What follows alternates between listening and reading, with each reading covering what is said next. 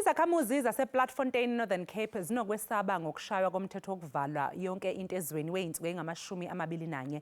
Labo abahlala ey'ndaweni eziyimjondolo yaseSen bathi banolwazi oluncane ngaleli gciwane corona kanye nalo myalelo kahulumeni. Iningi labo bahlomula isibonelelweni sikahulumeni kufanele balinde ukuze kuphele inyanga ukuze bake bayothenga ukudla.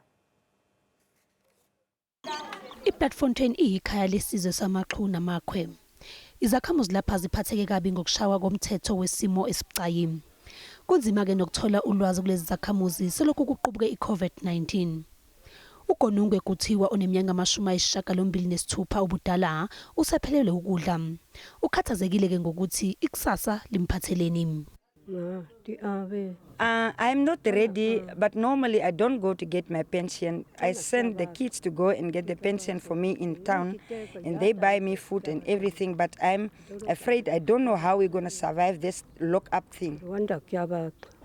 Kunzima ukuthola nokuya ngasethunjini eningi lezakhamuzi lapha. Zithi kwesinye isikhathi zabelana ngokuncane ezikutholayo nomakhelwane.